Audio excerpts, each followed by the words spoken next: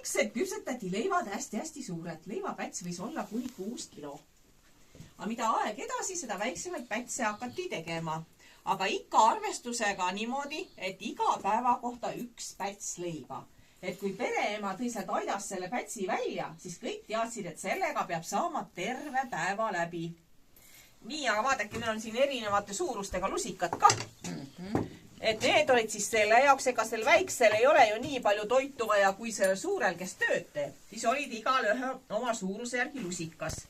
Isa, tema oli peremees, tema istus, ema istus seal, isal oli kõige suurem lusikas, järgmine emal. Ja siis oli suuremal lapsel senikaua kui Tillevani sinna välja see tilluke lusikas. Ja lapsed seisid selle laua ääres püsti, sest siin tares on selline väike laud. Pandi siis pudru või leemekauss ja keset lauda.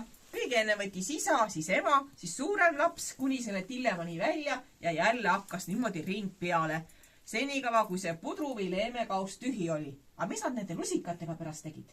Puhtast laksu. Jah, ja mis teie teete tänapäeval? Kas lakute ka puhtaks? Ikka. Ja siis ma saame. Siis me saime küll. Lapsed on ka nii arvud. Jaa, toit siis lakub ikka puhtaks küll. Aga koolis ei tohi nii teha.